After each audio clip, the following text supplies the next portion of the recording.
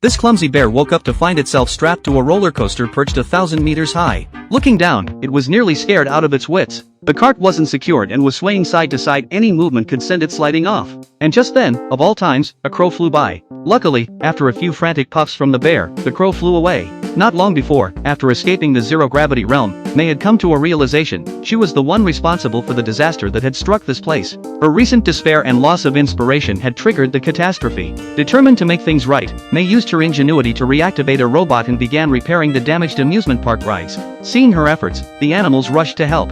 Later, May wanted to test if the roller coaster was still functional, but Clumsy Bear wanted no part in it. So while he was asleep, the others tied him onto the coaster. But no one expected him to get stuck at the very top, hence the scene at the beginning. After the crow flew off, Clumsy Bear thought he was safe. But before he could even feel relief, the cart suddenly slid forward. Just as he was about to plunge into a waterfall of fireworks and become a roasted bear, the Mole brothers frantically sawed through the track. It still wasn't enough. Everyone then launched ropes, trying to catch him, but the momentum was too great. They were all dragged along.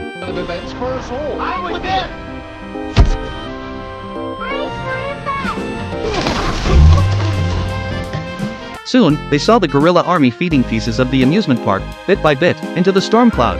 Monkey was tied up among the parts. Seeing this, May jumped onto a small yellow cart, trying to rescue him, but she got sucked into the cloud as well. Once inside, May quickly found Monkey. She tried to lead him out, but he refused to leave. He had lost all his inspiration and felt that returning would change nothing, so he had chosen to give up. To lift his spirits, May tried speaking to him just as her mother would, whispering encouragement in his ear.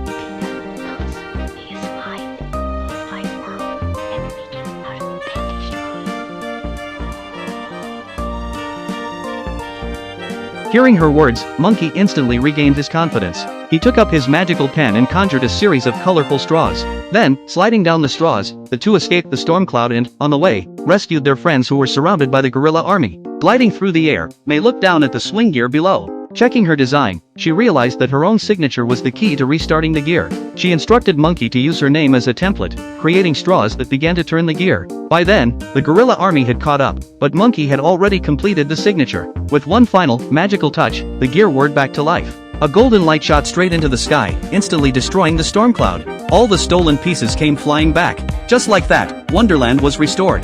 The gorilla army turned back into harmless dolls. The crisis was finally over. It was time for May to leave.